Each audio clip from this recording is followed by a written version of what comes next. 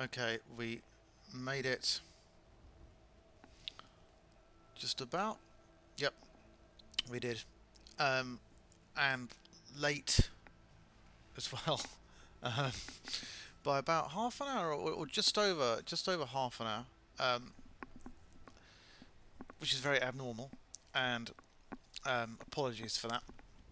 Um, I considered putting something in the Discord, saying I'm going to be late, but then I thought, well, it's not going to be very long. It's going to be like 5 minutes or something like that, and it ended up being like half an hour or so, or just over half an hour. So I'm sorry for that, but we are outside, which is very, very rare. Outside in the middle of the afternoon as well. If 4 o'clock counts as the middle of the afternoon, 5 o'clock counts as the middle of the afternoon. And so today we are at number 18 of 20 in our countdown of what we are seeing are the best dungeon mods. I think I should put one of Easy Riders in here as well, because a lot of people seem to rate Easy Riders dungeon pack, and I haven't tried that one out myself. So what we're going to be looking at today, though, is Volundr. Sounds like colander, and Volundr has been made by Stupeful on Nexus. Now, let's take a look at how active this chap is. Recent activity, none. In fact, his last activity on Nexus was in June 2017. So he hasn't been seen for like over 3 years. So I hope he's doing all right. This mod is not something I've heard of before, but it is. It took him a very long time, and when I say a very long time, it took him over 700 hours to do this dungeon. In spite of that, the dungeon isn't necessarily a particularly massive one, but it has had a lot of care taken over it, though it is bigger than yesterday's. Yesterday's Kruzik, the maker said could be finished in roughly like half an hour or so, whereas Stupeful says that this one should take round about 90 minutes. If it takes 90 minutes, then that's cool. We won't do anything else. That's absolutely fine.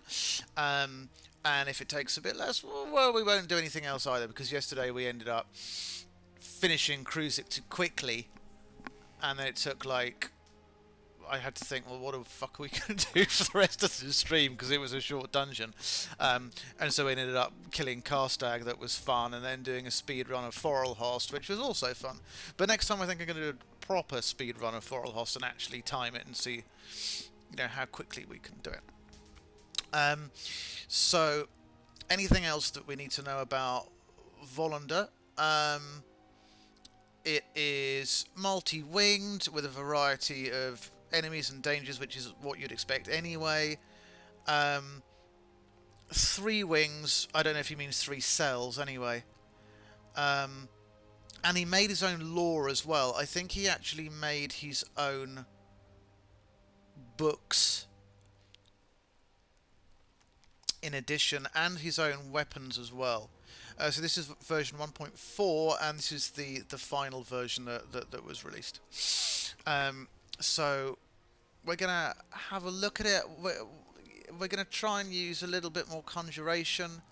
I've given our character Zin just a little bit more of a different get-up today, just for the purposes of variety, and we're going to see exactly what 700 hours of dungeon creation can produce in comparison to all the other stuff that we know about. And Shadow Me is going to attack a mod crab, which is quite amusing.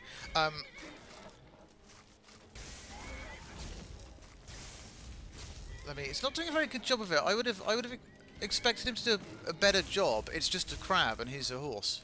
But anyway, location-wise, we're near Rorikstead, sort of halfway between Rorikstead and Dragonbridge, and I only put Zin here just for the purposes of some variety. That's all. But we're going to travel down south, and having a look at the landscape a little bit, maybe before it gets dark. And I only took I only did this just for the purposes of scenery. But you'd think that, you know, having a horse, it'd be worth like riding the horse, but no.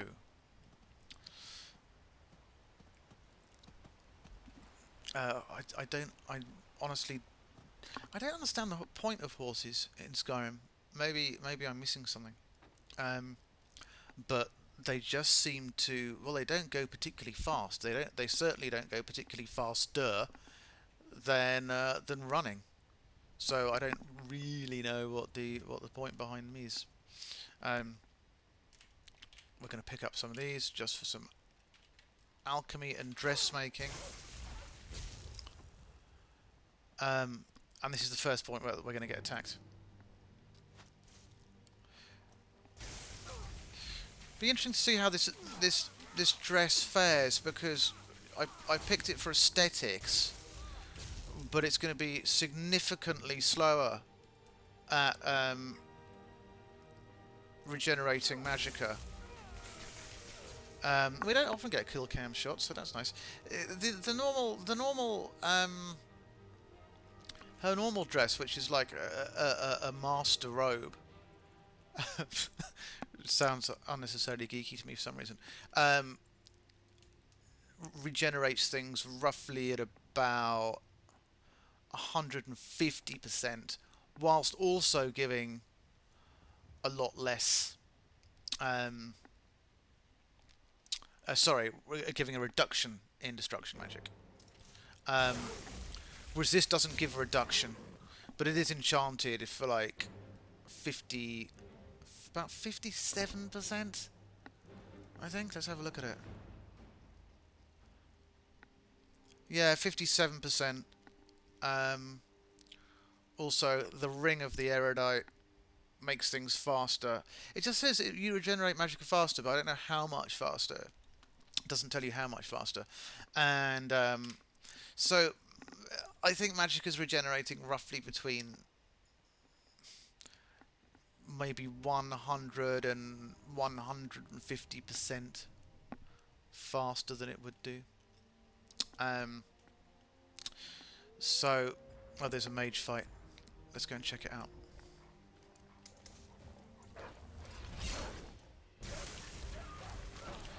Could get some conjuration involved here, but I'm just going to test this out.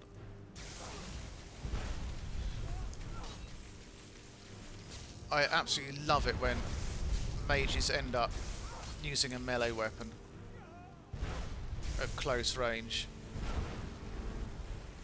It's almost like some admission of failure at some point. Well, there's a fuckload. What the fuck is going on? I don't know what we've happened across here. Or what?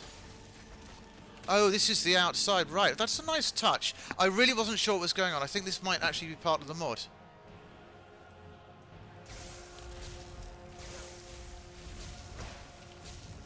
I thought it was something vanilla for a second, which is always a good sign. The fact there's a master necromancer is good. Definitely makes things more interesting. Okay, this is a promising start.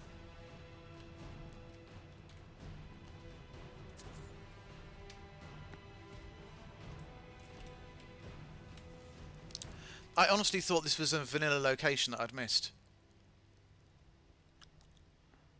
But I think this is a very nice beginning, with all the candles outside. Very, very nice introduction.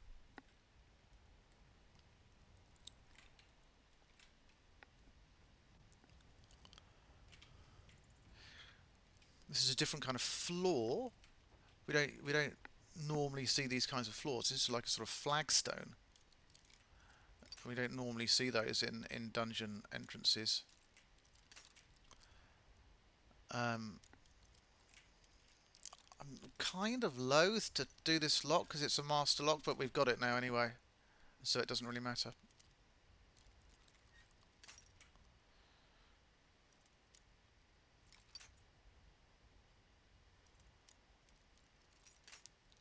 Well, I say we've got it.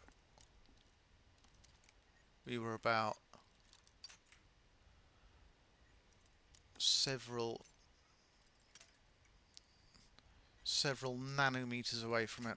And I'm also loath to use like fuck's sake. To use any kind of charm just from the point of absolute stubbornness. But I'm probably going to do that in a second. Fucking hell. Okay.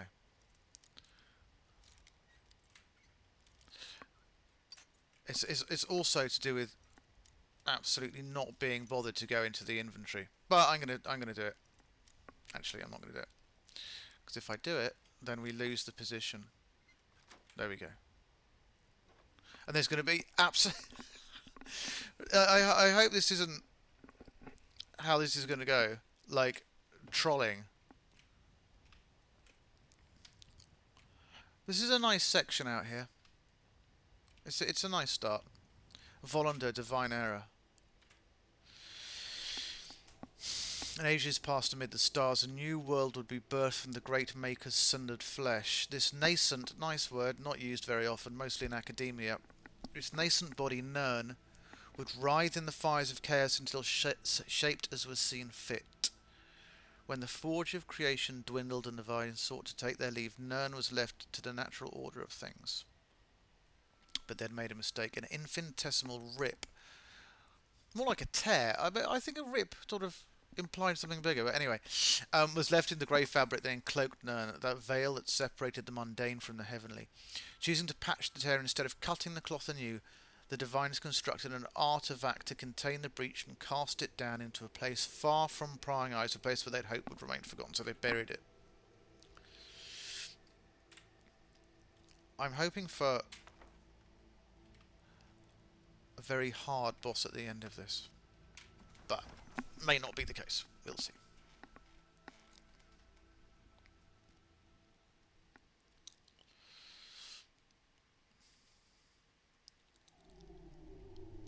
Okay. Just paying attention to the ambient soundtrack for a moment.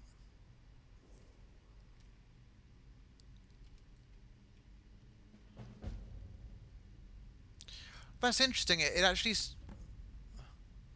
Okay, I didn't expect that. It turned into a quest. I found a grisly warlock order in the Nordic ruin of Volundr. Deeper inside, I may find out who created it. Okay, I'm intrigued. I'm intrigued because dungeons don't normally start with quests. So if this dungeon has its own isolated little quest line, I think that's a very nice touch. I suppose, without wishing to sound too ignorant, I suppose the altar is in reference to this one rather than what was outside, because outside was just like a table. But there's some embalming tools here and some skulls, bloody rags, linen wraps, some salts. Oh, bone meal. So things that, you know, suggest that this is an altar.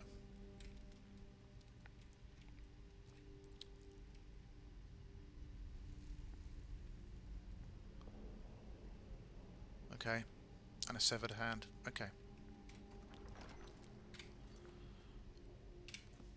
I mean, it's quite funny because in a lot of cases, if you happen to cross something like this, with you know, blood that was relatively fresh, you wouldn't go further into the place. But never mind.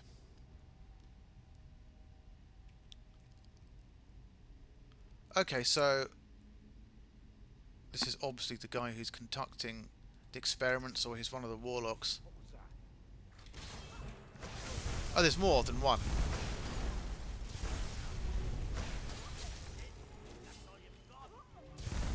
Magic really provides, at this point, to Zin, it really provides, like, absolutely no issue at all. Death of a Wanderer, fantastic book. Definitely one of my favourites.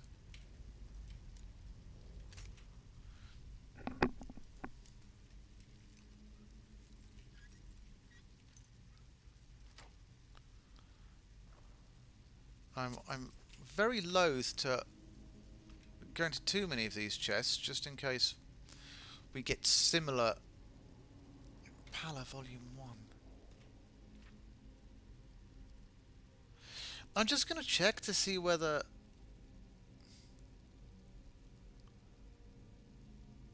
Okay, he's made a list of the books that he wrote. There are 5 of them. You know, books. More like sort of leaflets, really. Divine Error, Berthel's Log, Spell Instruction, Gut Wrench, Outsider, Judgment, Ruin, Parchment. Oh, so there are 6. Okay. So this is nice because here... Well, what's nice about this is the fact that I'm a little bit intrigued about this coven, about this order, about who they are and why they're here and what they're up to. It's nice that, oh, for fuck's sake, not particularly happy about another master locked door, but never mind. We will open it. There was a wasn't there a small knapsack? Yeah, there is.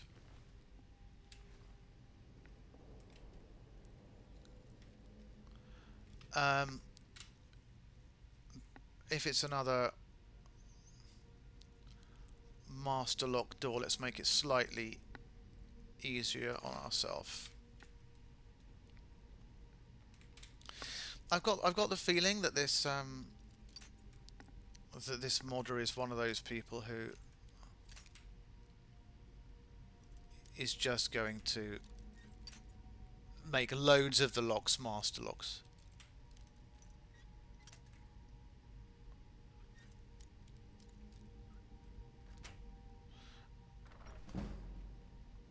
And the... Okay, was... okay. Something relatively good inside. We're not going to need that.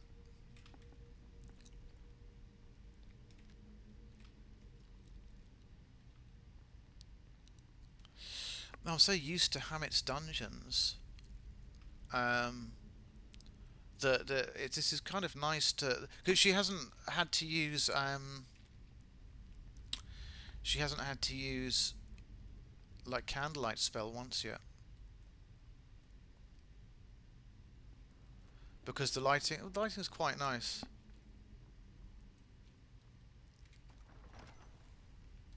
Never should have come here.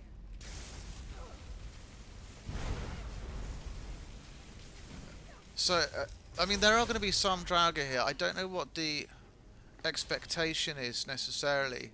I'm just going to keep the ring on her for now for lockpicking. But there are some Draugr here, but I think they're kind of low level Draugr. And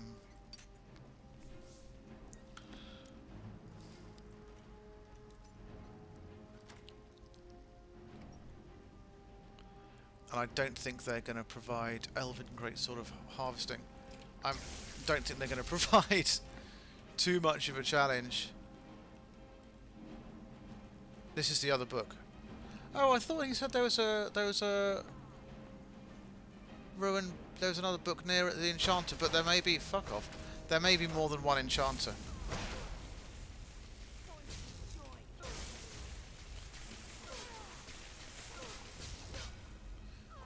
I was just going to let Zin take some damage for a second. This is utterly pointless. It's like, you know, a shark trying to be eaten by a minnow.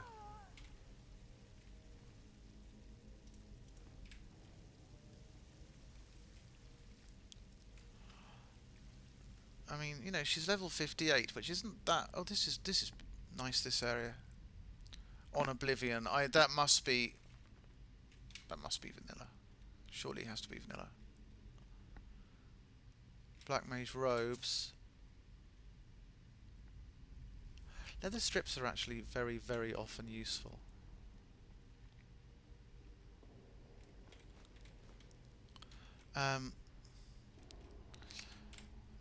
Just to check to see how the Black Mage robes are enchanted.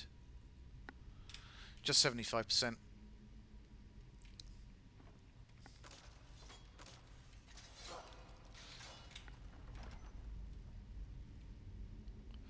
Okay, so now typical kind of cavernous catacomb section with low-leveled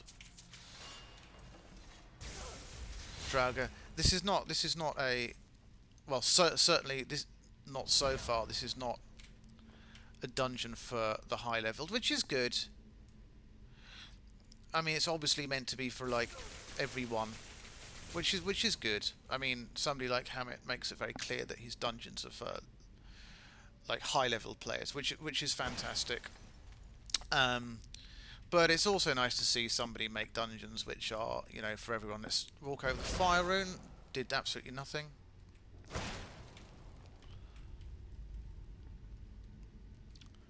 I have to. That looks utterly horrific.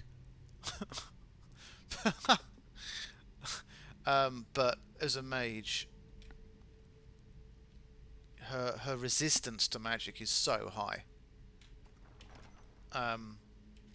I think she may even have like pretty much 100% resistance to magic. I don't think you can actually have 100% resistance, but hers is pretty much close enough, I think.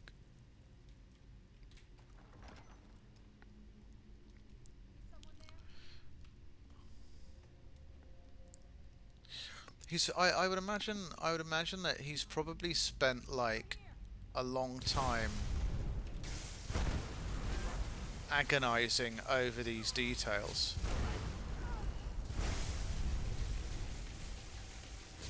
Like, particularly the clutter details. I'm just going to do an experiment. If we just dispense with the skeletons, it would be nice if the dungeon scaled. Let's see this Necromancer, like, how much damage she does.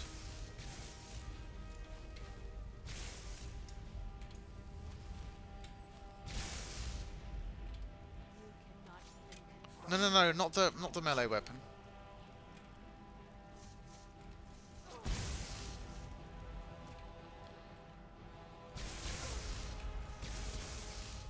The shock damage does do some to her. It's not a huge amount.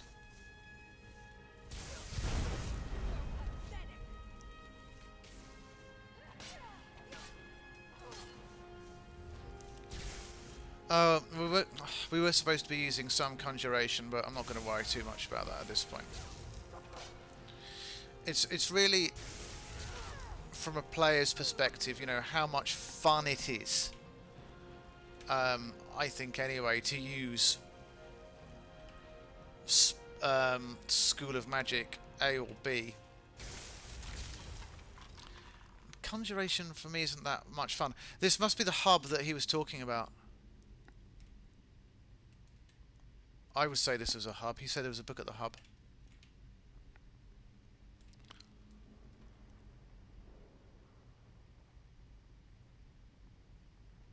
Alduin Akatosh dichotomy. I'm going to take that anyway because it's not something I've seen very often.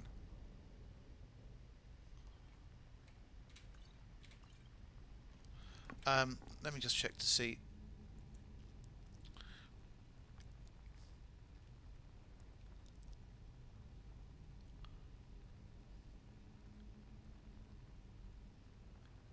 Berthel's log in front of the grate in the main hub. Oh, yeah, try on the fucking pedestal. Oh, we get to sit on the throne as well. Which is actually quite a nice view. Even though it's not totally symmetrical. Like the pedestal would have to be like a little bit more to the right.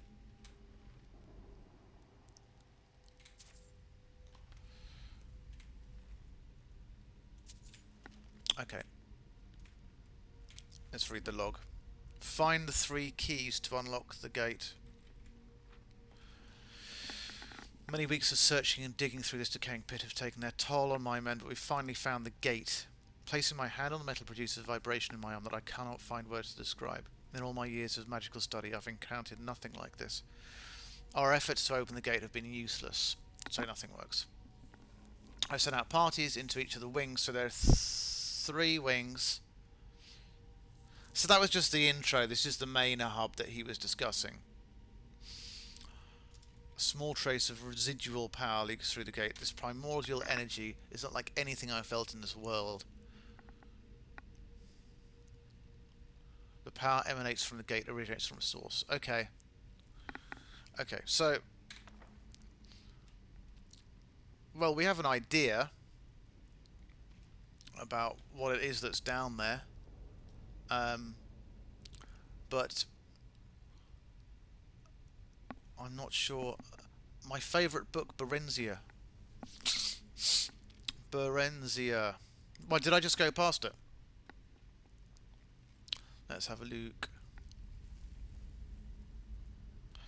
There are loads of them here which are kind of vanilla ones, but what, Biography of Berenzia, Volume 3. I haven't read this one either.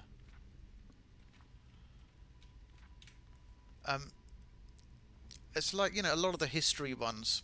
Yeah. A lot of the history ones. I haven't read that much, but it does have one of my favourite ones here, which is City of Stone. And The Holds of Skyrim. The Holds of Skyrim is such a cozy book. It's just like, because it's for Imperial Legion field officers, and it just gives you a great, very basic introduction to all the holds.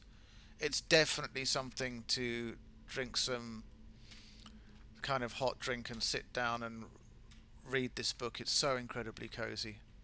I think it was the first Skyrim book that I opened and I was like, wow, this is something that really puts me in a specific visual kind of environment.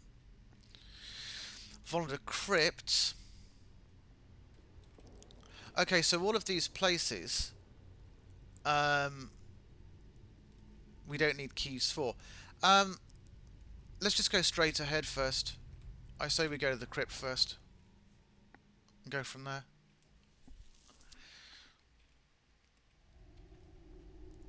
What would be nice is if each wing of this had different kind of inhabitants and a different kind of quality to it. I'm really hoping that's the case, because I like how this has started. I like the entry, I like the area outside, I like the fact that this is quest based. And it'd be really good if he gave each of these 3 wings its own different kind of environment. That would be great. And its own different enemies. You know, not too much of a distinction, but a distinction. I mean, the first thing is this is darker. That's a start. Okay, and again, very, very nice different ambient lighting, which is much more focused on the candles doing the work. No, again, different lighting, really nice. I don't mind too much about the these are just normal Draugr. Oh no, there's a Draugr White. Okay, that's good. Not difficult though.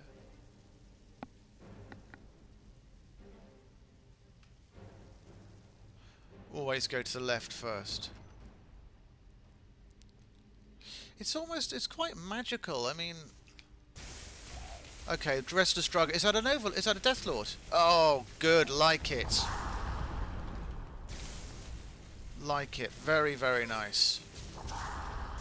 So there's, I mean, I was complaining at the beginning that wasn't hard enough.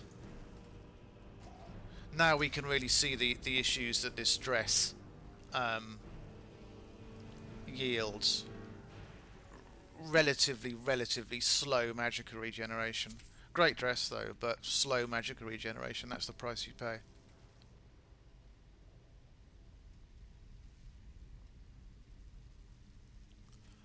Is there nothing more in this area?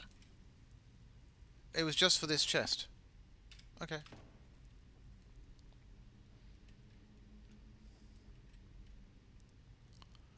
Okay.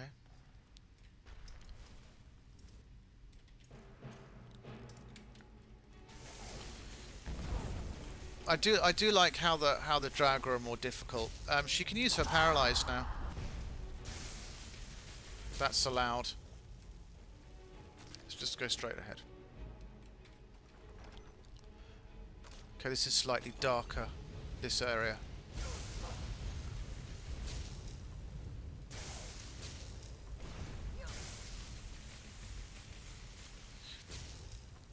The magical regeneration isn't so much of a problem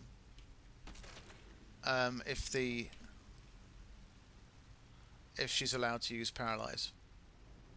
When I say allowed, the only reason for that being that in some of the other dungeons, they resist paralyze. The enemies resist paralyze. I can see that he's put quite a lot of effort into making things look a little bit...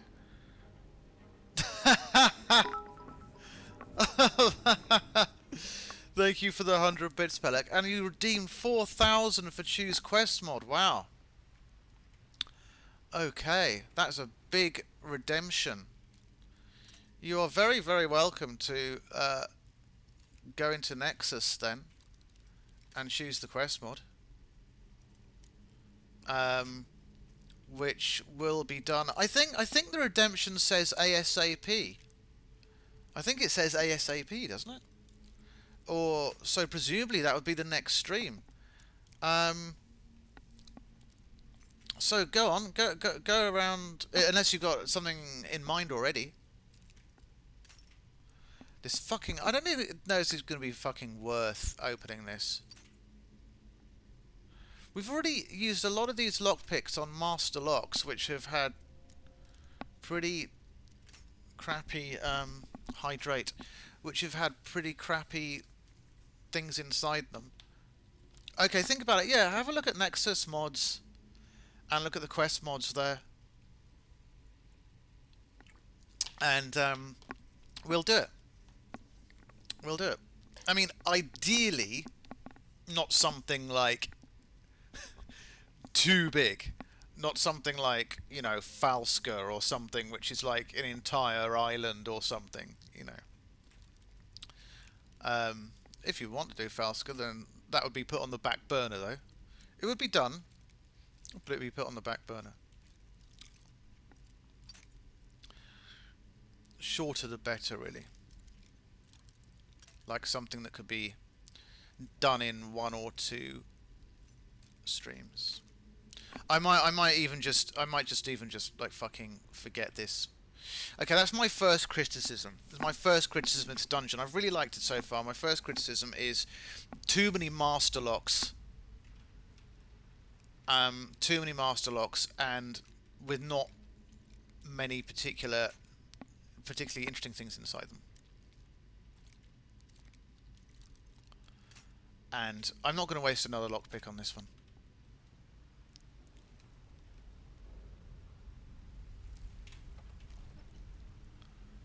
This is a beautiful main room. Very, very beautiful. Stunning.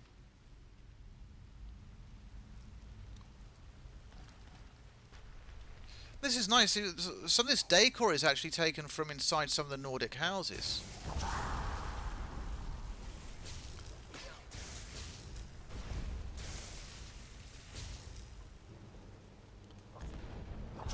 Got a boss chest.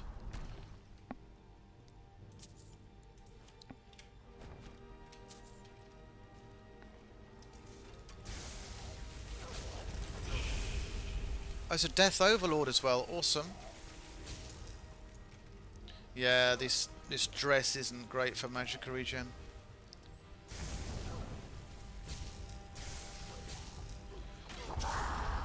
But I'm glad that there's an Overlord, definitely.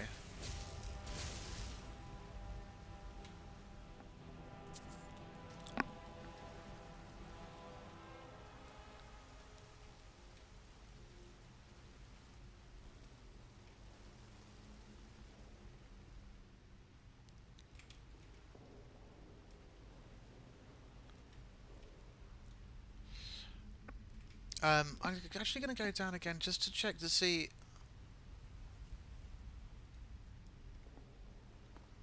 if there's a key or part of the key.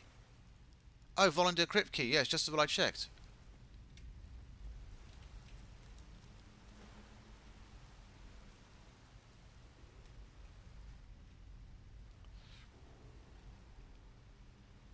Okay.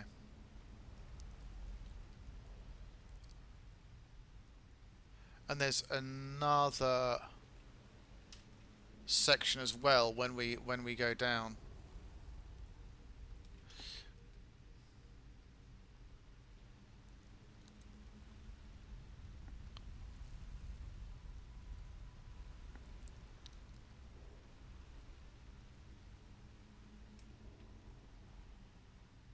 Which is, I think this is the, yeah, this is the place we didn't go. So the fuck's sake, it's another master locked door. Too many master locked doors. I don't know what his thinking was behind this. Even with a ring of like eminent lock picking, expert would have been fine. But so many master lock doors?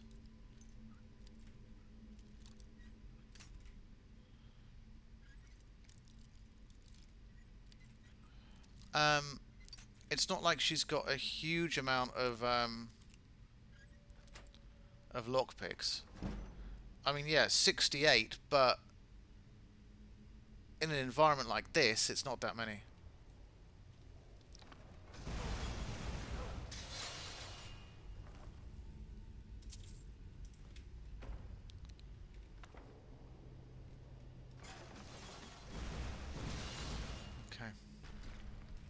Ah, and then there's the final Draugr.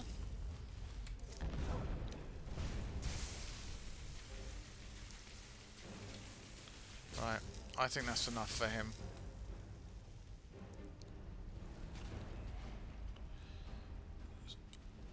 So this is this section, right?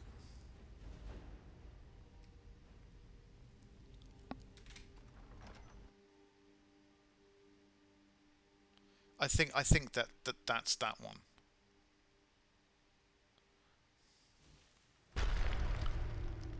And that triggers. Okay, I thought that would have triggered more Draugr. Okay, fine.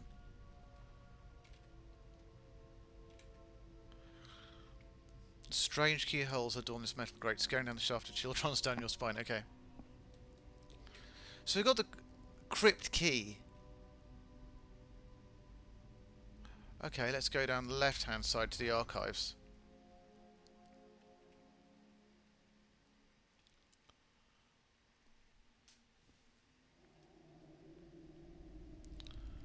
Okay, this is more like a kind of vanilla. Oh, this is nice. It is. She's kind of hard. kind of high-leveled. Read the Waters of Oblivion.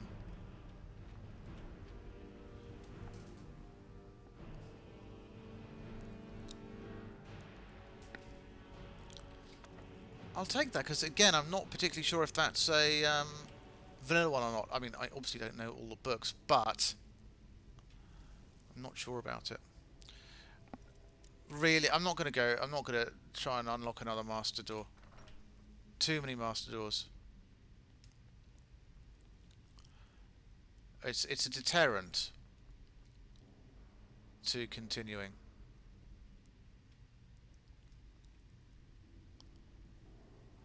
So when we say archives, it's a nice idea that this is like maybe the center of learning necessarily.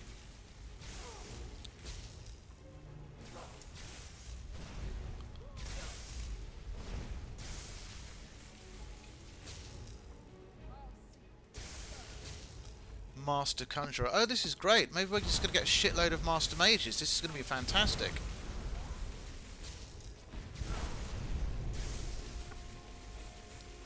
Just generally rubbish how a lot of the mages just don't resist paralyze.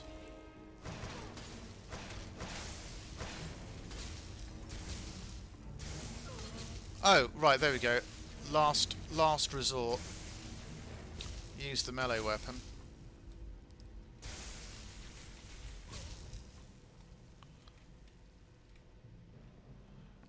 Their tomes scattered around. Call to arms. Not sure whether I know that one either.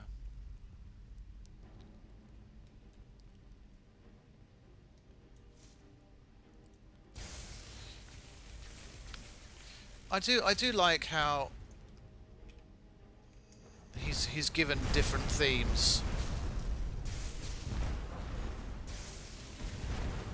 to the different areas.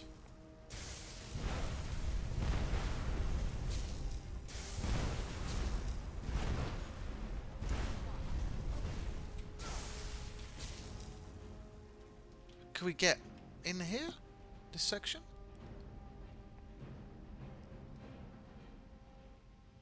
Oh, okay, we just go round here. There's nothing to go kind of inside.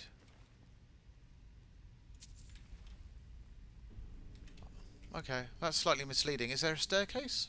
Oh, there is a staircase. Okay. What was that? Arch Necromancer. Go on, resist.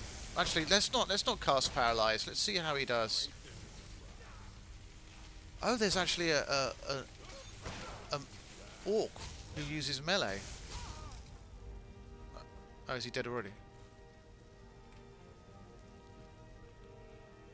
Faintly charged strongbox. Lunar orbit. Increases health regeneration 100% during the day and magical regeneration by 100% during the night. It's a very interesting necklace, I have to say. I think we should wear it. Very interesting necklace.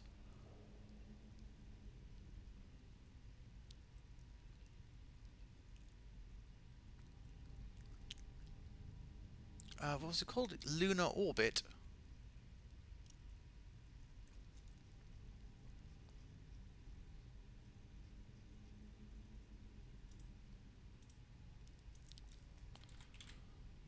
Amulet of lunar orbit. That's why I couldn't find it. Rather than necklace. Okay. Well, that was worth it.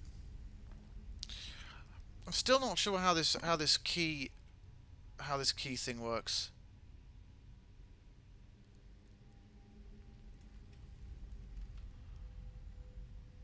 Like, do all the keys together make one key that opens the grate?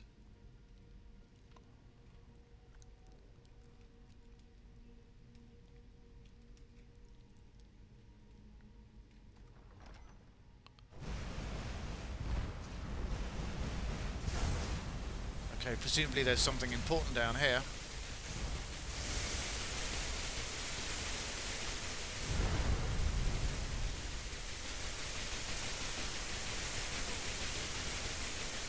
There's some kind of force field, some kind of ward force field.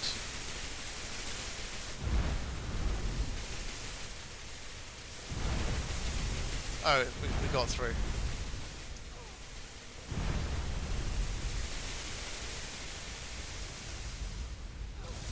It's gone a bit kind of Indiana Jones now.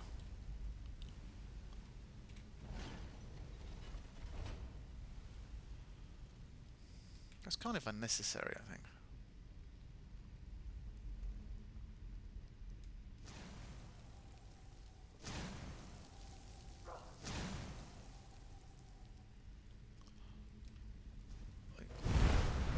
Obviously wanted to keep people out for some reason.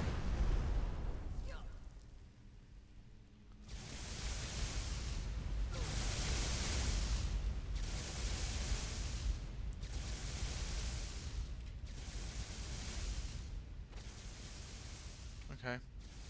That was relatively disorientating. Oh, they were just going around in a circle, surely.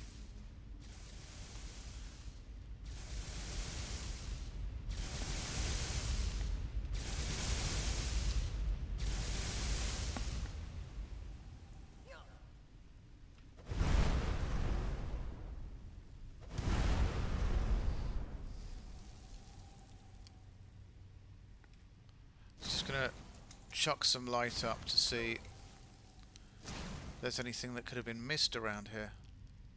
There's a note.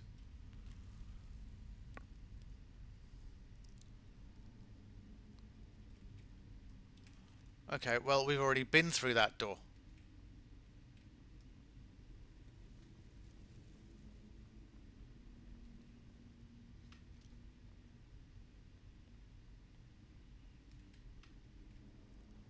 Okay. I can't. There's another note. Spell instruction, gut wrench. Spell tome, gut wrench.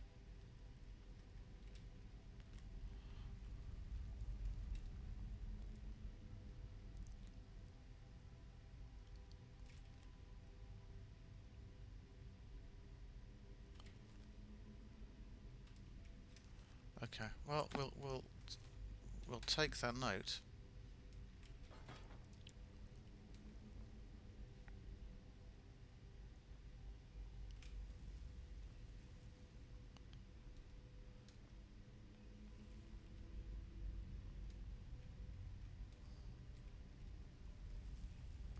What was that? I think there was just one that we didn't. One of them that we just didn't find. Huh? Okay, this was where we approached. It is getting slightly disorientating. So let's go straight ahead, and then through.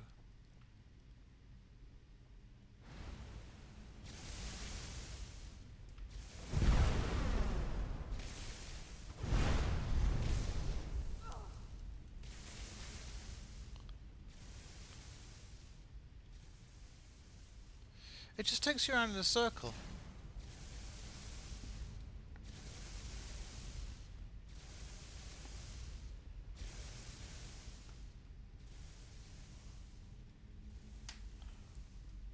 It doesn't take you anywhere else.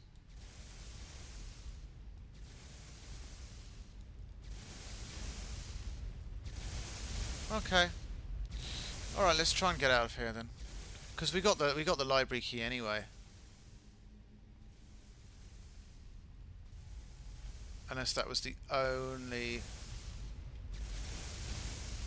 Wait, yeah, we've just got to go round the front of this section again.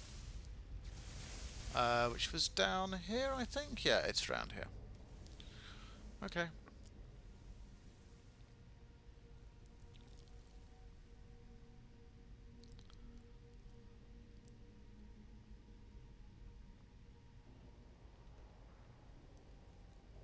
There's will hopefully take us back out. Yeah, this was the other part of the archives. Not really interested in unlocking another master door. Sorry, Dungeon Maker.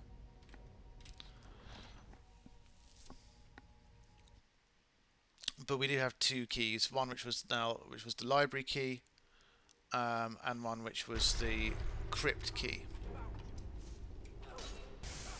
Who's this guy? Coven Adjunct Berthol. Oh, okay. He's quite good.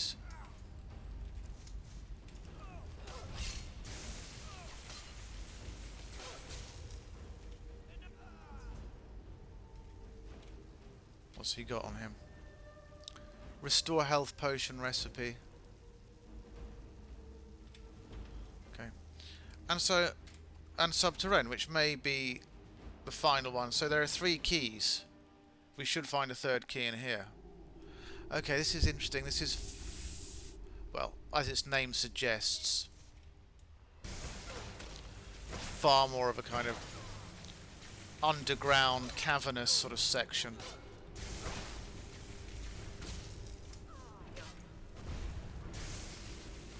Okay, let's see what's down this tunnel.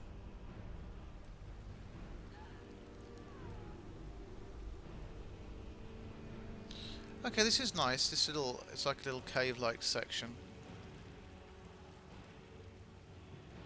Wow.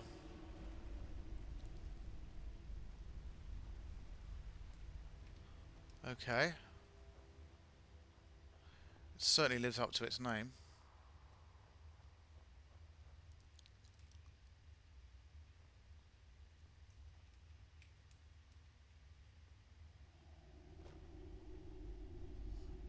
Doesn't feel like this is the kind of right area to be wearing this kind of dress, to be honest.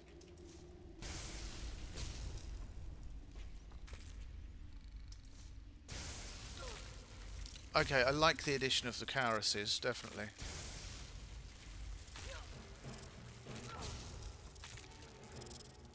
There's more than one.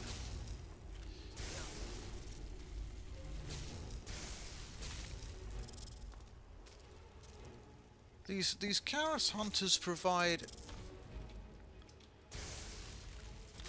more difficulty than I would expect.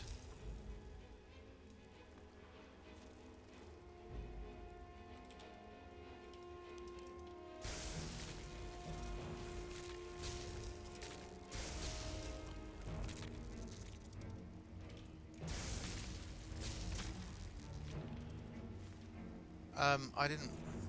Okay, I didn't expect them to provide that much issue. Just gonna wait for Magicka to regenerate. But is there anything actually down here? Oh, there's another little passageway. While we wait for that to burn, let's go down here and have a look.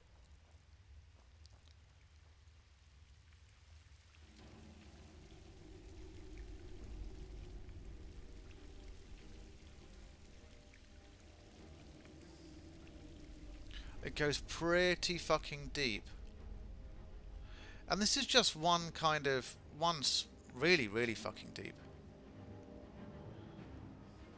Wow. It's a nice touch, I have to say. Adventurer.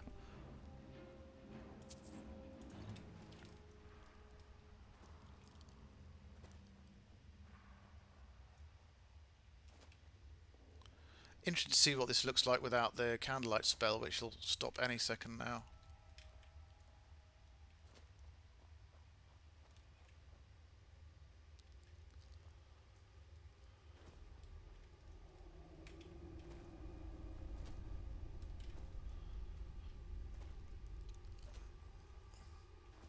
It's gone all stepping stony. Okay, here we go. Maybe this is what we wanted. Looted strongbox. That's a nice touch, I have to say. The box is empty. The faint chill in the air raises your suspicion that the thief isn't far. Perhaps you'll find a clue back in the main hall. So presumably that's where he's gone. and maybe this will take us up round to the main hall section again. I mean, it's a bit much to lead us all down there and then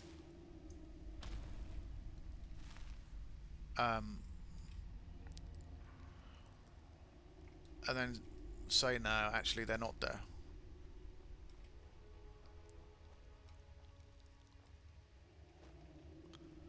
Okay, that doesn't take us up to the main section. Oh, Fet's here. Hi, Fet. How are you? It's a pretty chilled night. How are you doing? Have you got your iron brew to hand?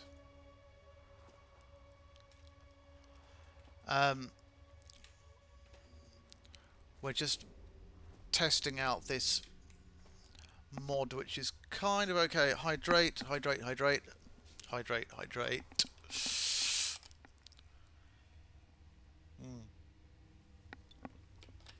I don't have very much water,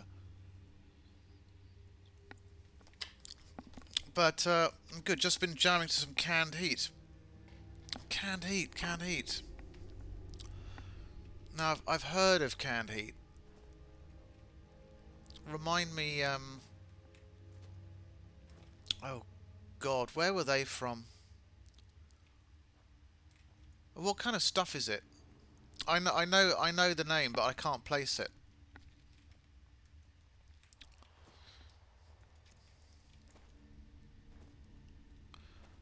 Gets a bit fucking confusing. Trying to work out which of these places to jump on next. Blues band with elements of rock. Sounds up my street, to be honest. God, I've looked for some decent blues rock. They did On the Road Again and Going Up the Country. What kind of era are we talking here?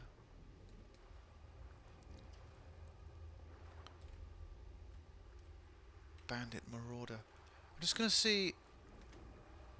Oh, they're just Slaughterfish. I had a feeling they would just be Slaughterfish.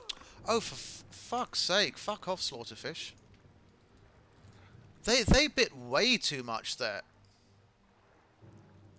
And I never normally use a potion for this, but it's going to be very, very inconvenient to... Wow. Actually killed by Slaughterfish. Amazing. If you're after blues rock, why don't you just do the Stones? They're from the 60s and early 70s. Well, I mean... Hang on. By the looks of it, we don't just have to go down this section at all. Might be a total red herring. Why don't you just do the Stones? I suppose it depends on what one's definition of blues rock is, really. I don't know that much about the Stones, but... I mean, more of a traditional element of blues. When I'm thinking about blues, I'm thinking about stuff like... Well, I mean, my definition of blues would be stuff like kind of... Oh, fuck, what do I know? B.B. King, was he blues? Could you call B.B. King blues? Stuff like that?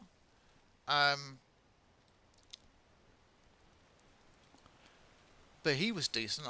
I should maybe just listen to his kind of stuff. Sort of like electric blues kind of stuff. Their famous tracks are fast and brash, sure. But if you get into the nitty gritty of the Stones, what like their other tracks? Their other tracks which weren't like not the mainstream kind of hits. I mean, I was kind of surprised as well about Beach Boys. I was surprised about the album Smiley Smile, because a lot of that experimental psychedelic stuff, I didn't think that was the kind of stuff they produced, but that's always the way, really. If you don't know much about a famous artist, you only know the famous stuff, which isn't necessarily representative of the rest of their stuff, you know. I'm just going to do a test here by going back to see if the thief is here, or if I have to go down to that strongbox. If like going into this section triggered it, or does going down into that section trigger it? Oh, maybe we do have to go all the way down. That's annoying. Fine, we'll do it that way. Oh, I was saying about the Beach Boys that I was drawing a comparison between the Stones and the Beach Boys with regard to, you know, maybe the Stones have some more bluesy blues rock stuff.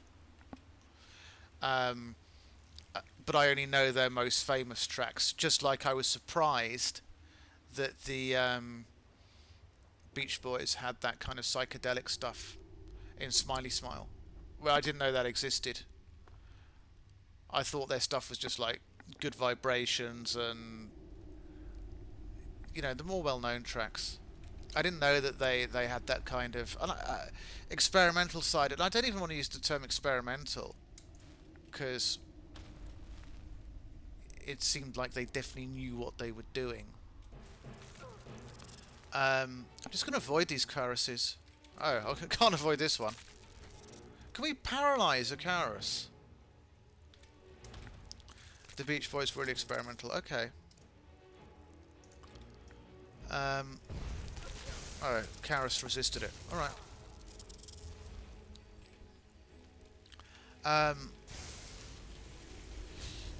They definitely did a lot of stuff which I didn't expect them to do. Hold on a sec.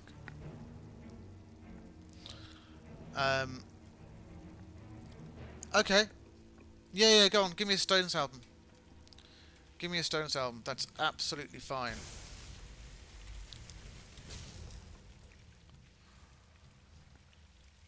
But not a too mainstreamy one. Something, you know, a bit different.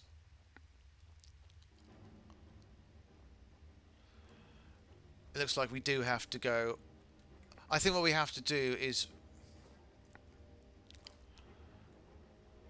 read the note on the box. I think the note on the box is going to be the trigger.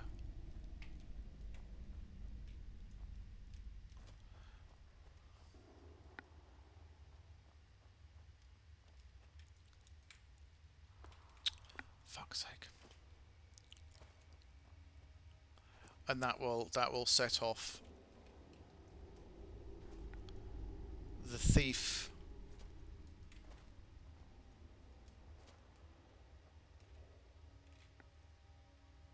So perhaps you'll find a clue back in the main hall. Right. So, okay. I honestly can't believe how much damage those slaughterfish did.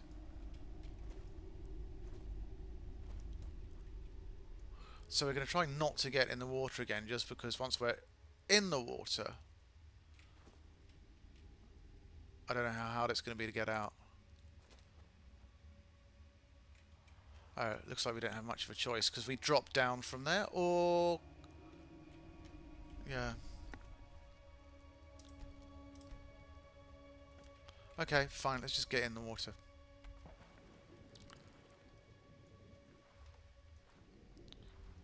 Come on.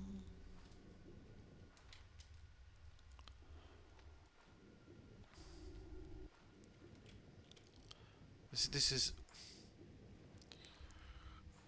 surely got to be by design. Oh, we made it. Thank fuck for that.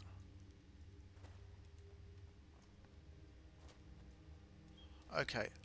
Now that we've triggered that part, let's take the torch as well. The torch is relatively fresh. Presumably that adventurer just died. Exile on Main Street and Let It Bleed. Not only two best albums, two of the best albums ever. Okay, the only album oh god, I know of theirs. My mum used to have a vinyl copy of Goat's Head Soup. I never heard it though. I know fuck all about the Stones, to be honest. I know fuck all about them. So I'll give those two a go. But I was also interested in excuse me. I was also interested in your definition of experimental. I wonder. I am going to look up what Rate Your Music says the definition of experimental is, because I think experimental with regard to music is not necessarily what can be used in other spheres. Let me just look it up. Rate your music. Oh fuck. Karis followed.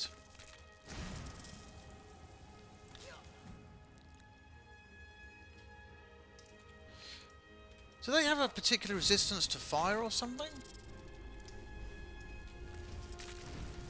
I mean, a weakness to fire, because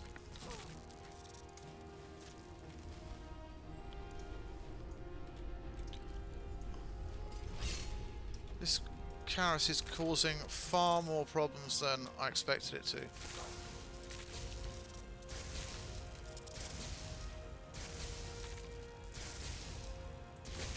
Okay, that's better. Here we go. Something different that the band usually does. Yes. I'm just thinking about the focus, or the level of focus. I mean, oh god, Rate Your Music's description of experimental is pretty long. I'll just give a short one. Experimental music describes the most radical approaches that can be found throughout the history of recorded music. It has two main characteristics. The first is about the production, and the other is about the sound. Oh, I'm interested, so I'm going to read on.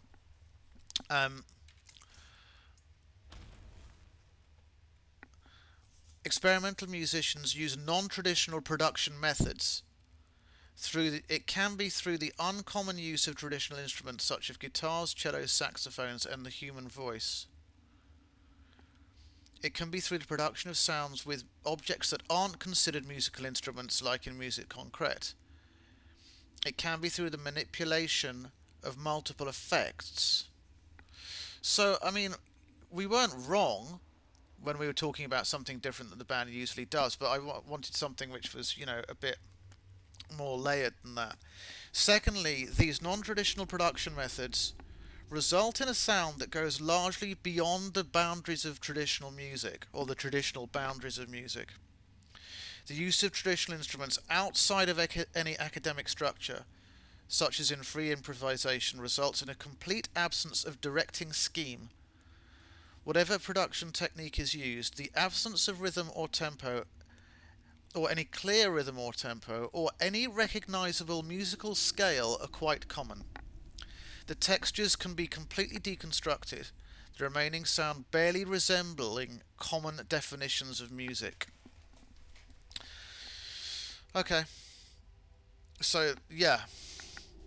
Something a bit more like that. Both contain some of the best lyrics ever to put the song. Gritty covers a large range of music, and Exile in particular feels like a full jam session.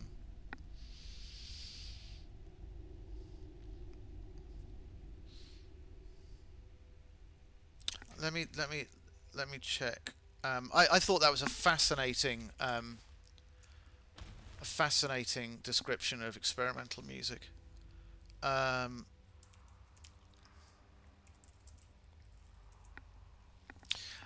think maybe my issue is generally to do with, like, the word experimental, because it sounds like you don't know whether it's going to work or not. An experiment is if you find out something's going to work or not. And who decides whether experimental music has worked? Who decides whether music has worked? I mean, you know, if you take away, like, the commercial aspect of it, it's extremely subjective. So my quandary is with the term in general, and it was I think it was me who brought it up, I think. Let It Bleed 1969. So that's a full-on blues rock album, apparently, pretty much. And Exile on Main Street, which is again apparently a little bit more rocky, blues rock, but still rocky.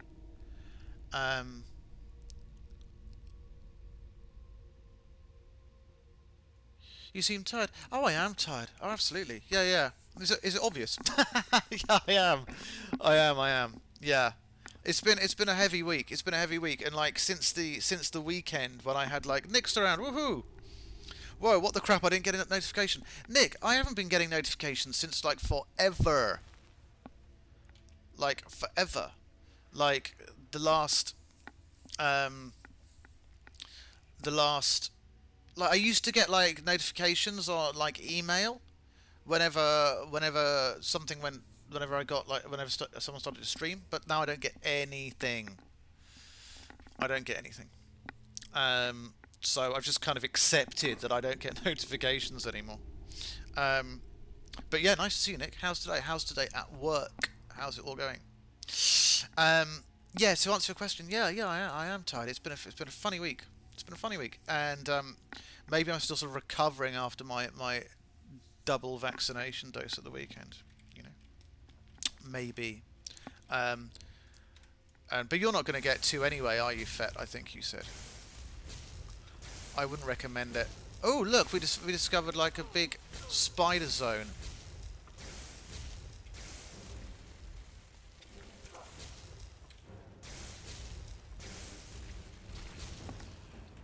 I'm at work so I can look.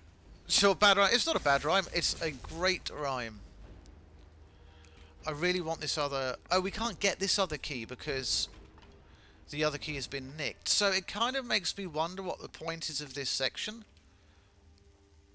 Apart from maybe just kind of exploration, that kind of thing. So yeah, Nick, I saw that you were...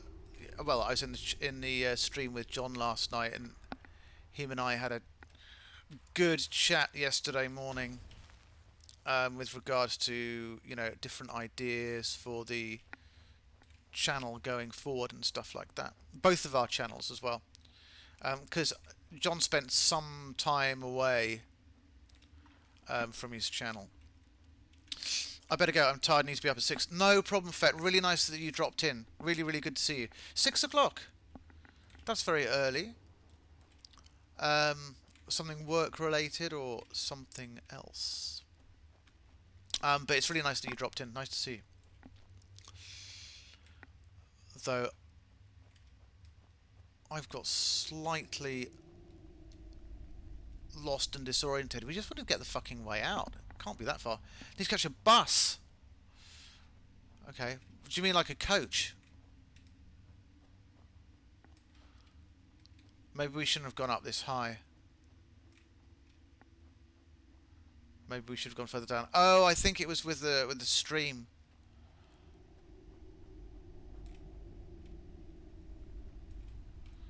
I've noticed a boost in morale and confidence in John. It's awesome. Well, that's good. Well, are you sure it wasn't just the beer last night? Maybe it was that. Is there more than one way up? Yeah, there's more than one way up. So that was like a kind of red herring.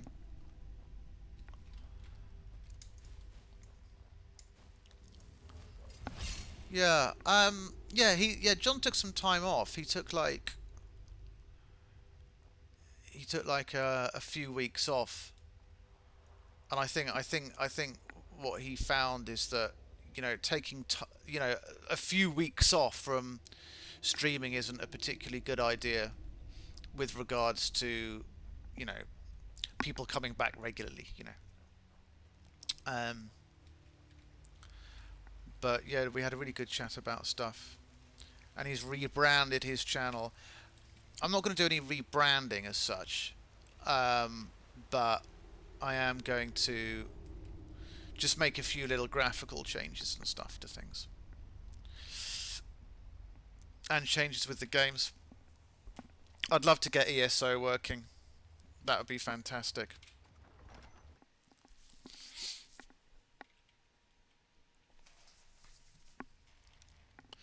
So let's see if there's a... Ah, this is exactly what we wanted. Well, not necessarily a wisp mother.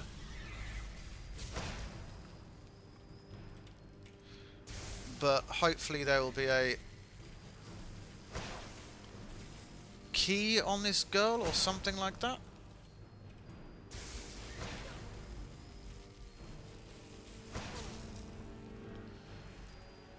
It's like with the with the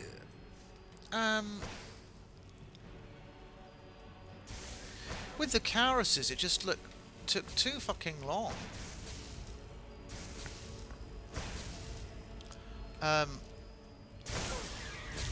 To get them down, and that was slightly surprising.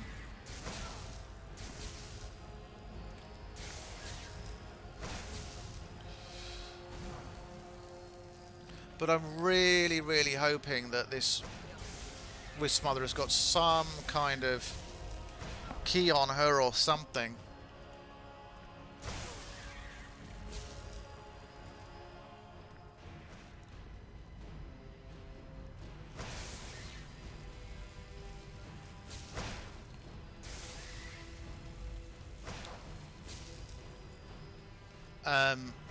Should we try dual cast? Maybe we should try dual cast.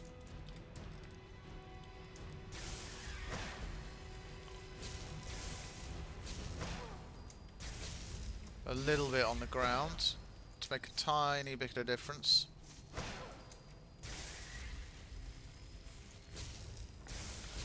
Come on.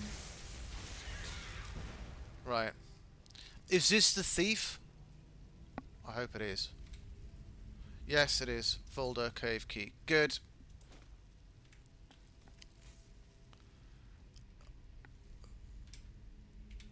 So, with final... Okay, great. So, you need all 3 parts. Oh, I don't know if it's 3 keys or just 3 parts. Let's go.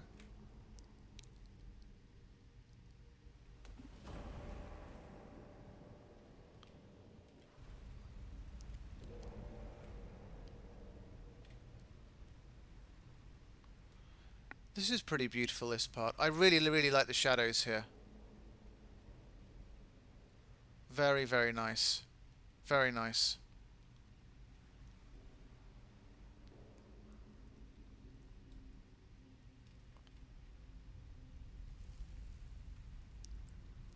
That was a big drop as well.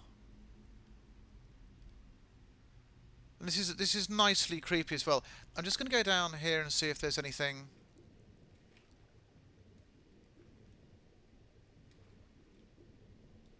Okay.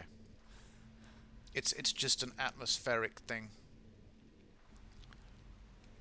But I did think that was pretty nice. So this is where all the power is emanating from.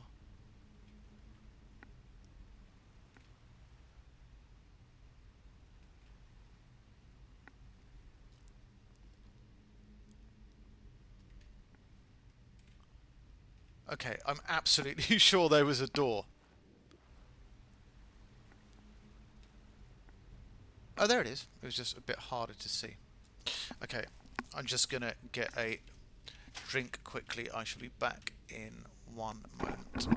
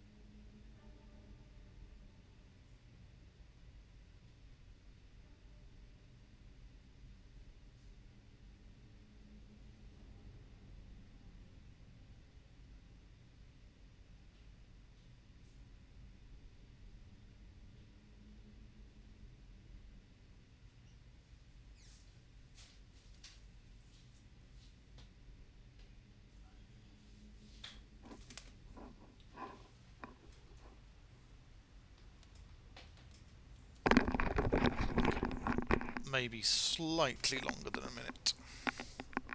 I should put 2 minutes back on the note.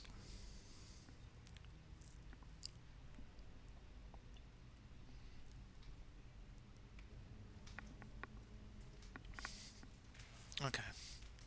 I have a feeling that there's not going to be kind of very long left in this dungeon. I hope that there is. I hope that this is like a new section rather than just like a boss and that's it. Like a new section plus boss would be nice, rather than just opening doors and there's a boss and that's it.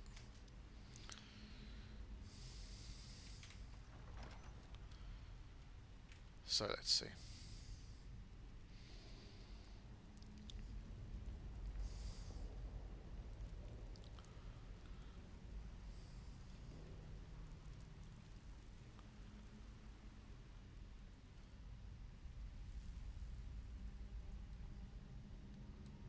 Okay. Just an atmospheric tunnel section.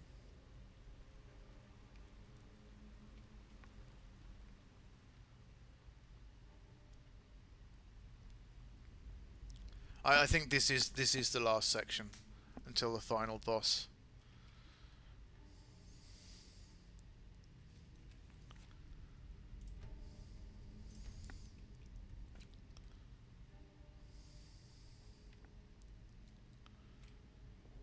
Touch time lost beacon.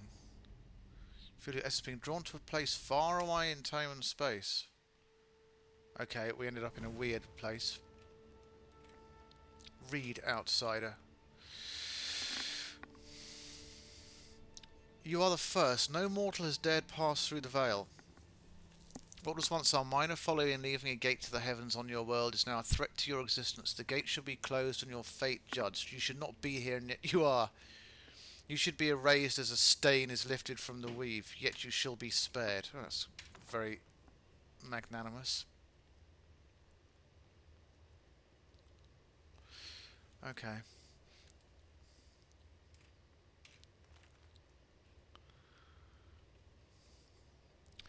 Around you are the tools of creation and destruction. Witness your realm before it was shaped it into being. You have come far, extraordinary mortals have walked the grey path along the veil. Some have reached a finger through to taste divinity and be hallowed by their accomplishments. First you must be tested, okay. Well, let's go for it then. I'm not particularly a fan of these kind of otherworldly parts, but let's see how difficult this Guardian is.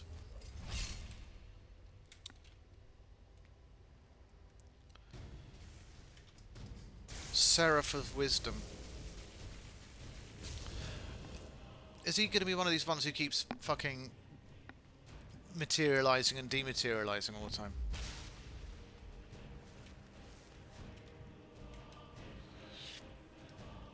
Because that's going to be extremely tedious.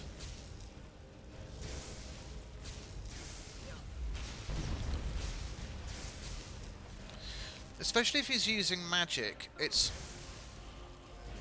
doesn't really make much difference to her because of her absorption. So it's just going to be kind of a tedious matter of finding him whenever he dematerializes.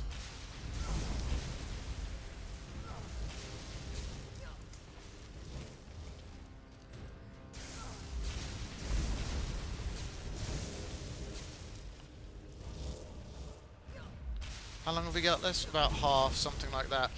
And whenever you hit him, he disappears.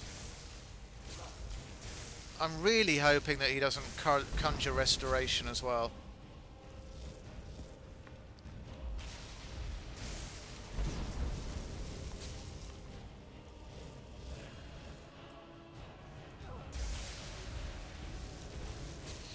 It's like, I find that consistency with mods is very, very important. If you're in a dungeon mod or doing a dungeon mod, I don't feel that it should then change to some kind of dark, spacey netherworld or something.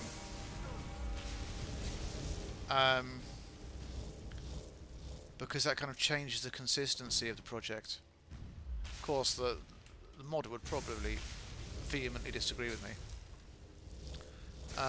But I think what makes the best dungeons is consistency. Ghostly remains. Ruined parchment. Is there anything on the ruined parchment?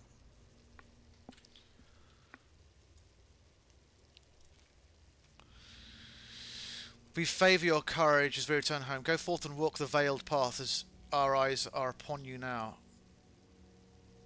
For that is the purpose of your being, to illuminate the way, so others may follow your greatness. Of course, the path shall be sealed. You must create your own, but you must strive ever higher.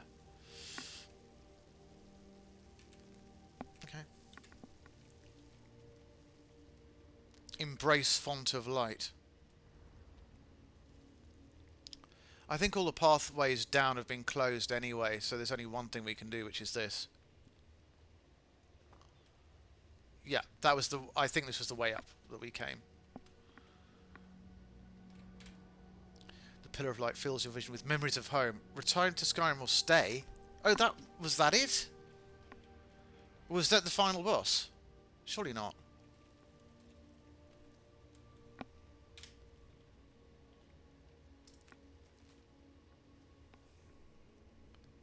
As we return you home. I think that was it.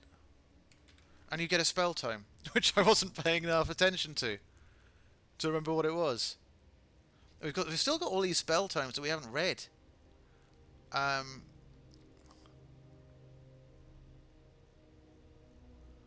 think it was a spell tome, but that's my own damn fault. Okay, return to Skyrim, so be it.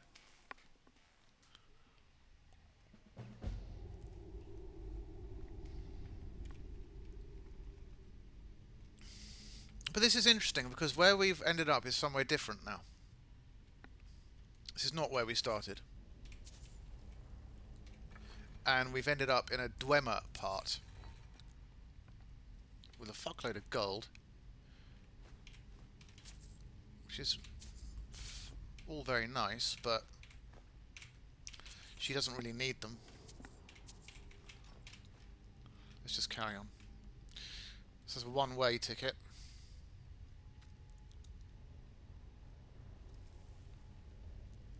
This may be like the spoils, though. This may be just like the end of the whole thing. And there's some kind of Dwemer allusion there somewhere. But let's see what happens.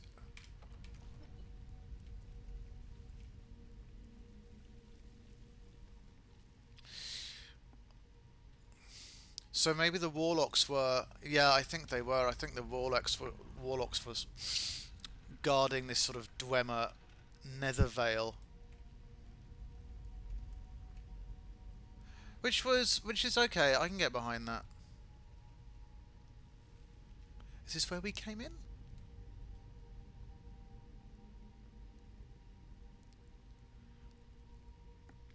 If you go up, it generally leads you to out. Generally.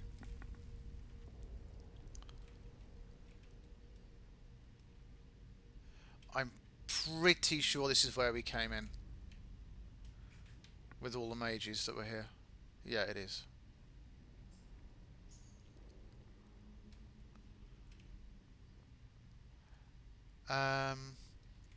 Is anything going to happen when we go directly outside? What does it say here? Oh, that was it. That was the lot. And this will take us back outside. Something may happen when we get back outside. It may not happen when we get back outside, but...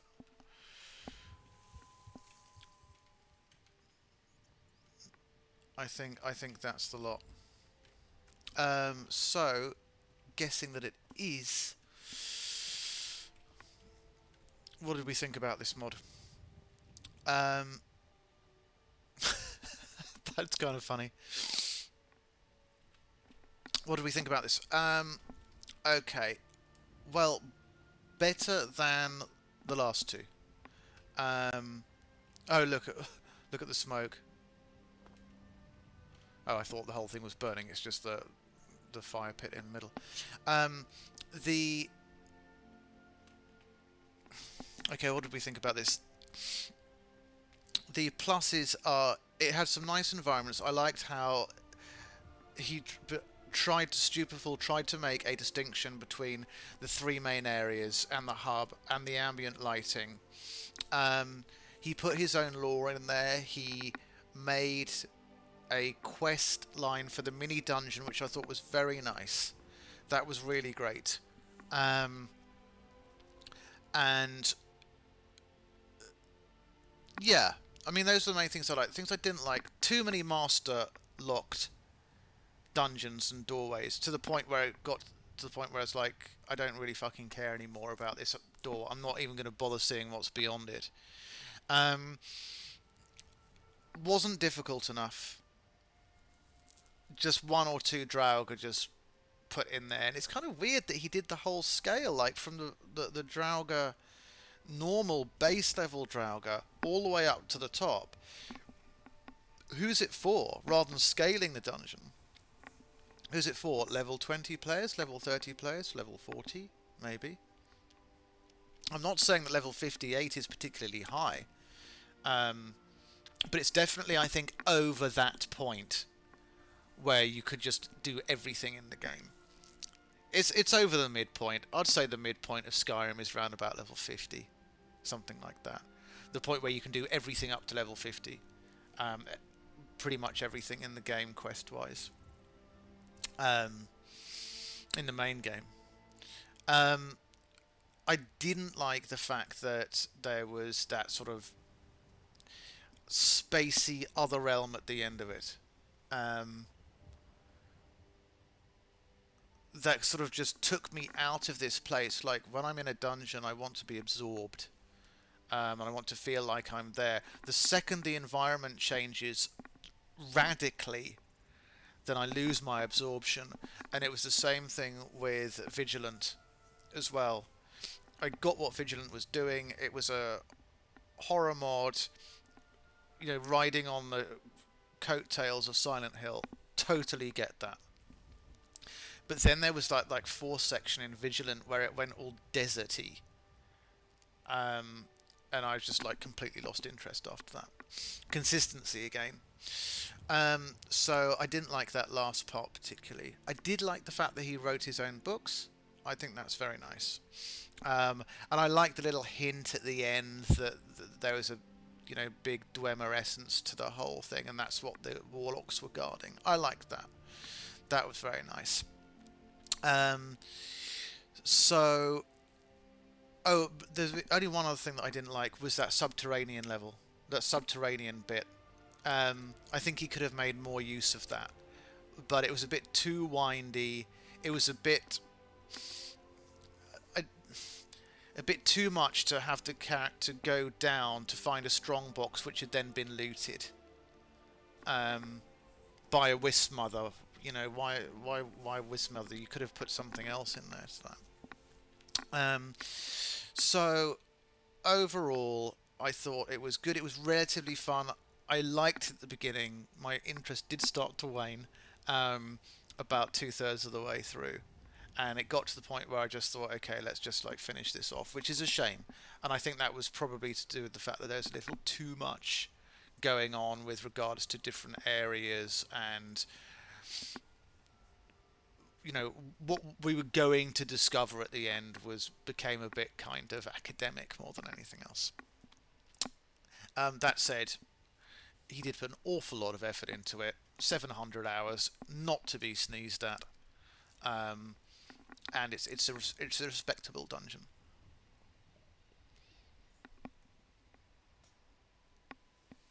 So if I was going to score it,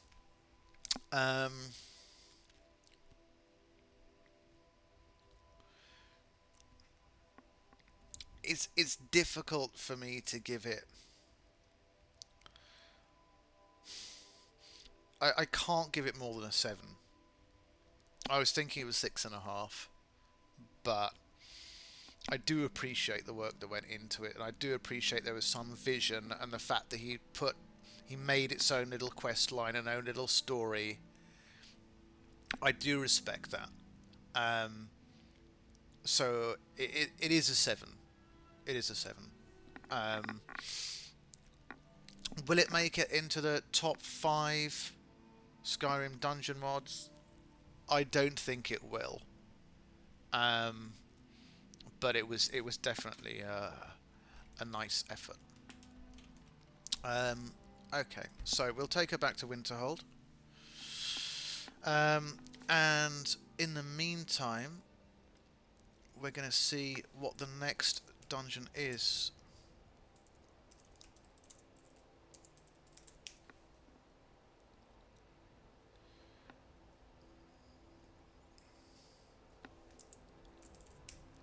So the next one will be number 17.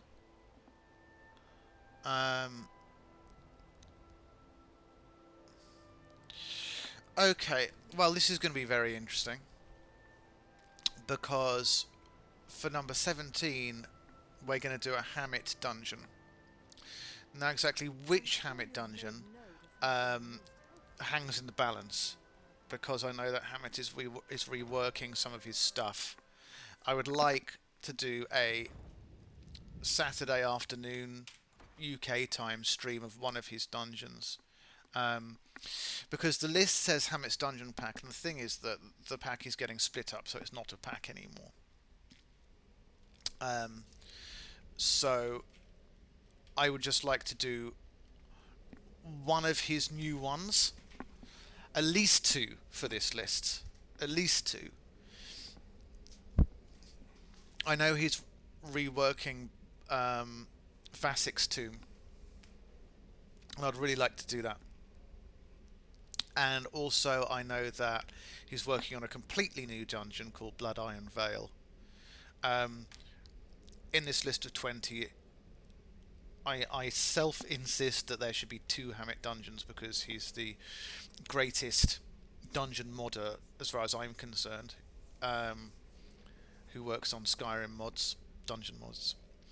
So if Blood Iron Vale or the reworked Vasik's Tomb are not ready by this Saturday, then I will just pick a dungeon from the currently existent dungeon pack, and just go through it again, which is absolutely fine, because I find that his dungeons have a high level of replayability. So that's absolutely fine. So that is all, really.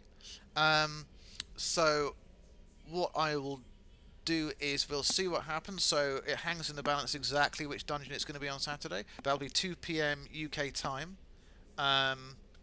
if it's a new Hammett dungeon. And actually, if nothing new comes out by this Saturday, then we might just do that in the Sunday evening stream. So this Saturday's stream depends on... he'll probably watch this, but it depends on whether he brings anything out by this Saturday, which shouldn't have any influence at all on whether that happens or not, whether he does bring anything out or not. If not, it'll just be Sunday night, and I'll do one of his ones from the pack. Anyway, so that's all. So thank you very much for people who joined the stream. Thank you to Palak Angel, who was here earlier. Thank you to Nick, who was here. That's a big moth shadow. Thank you to Fett, who dropped in. Thank you to our lurkers, whoever you may be. And also thank you to Stupeful for making Volundr, for making that dungeon. And next will be number 17, because we're counting down, and it will be a Hammett dungeon, and I will update the schedule on Friday with regards to whether the Saturday stream is going to go ahead or whether we will do it on the Sunday night. So that is all. Thank you very much, and have a good evening.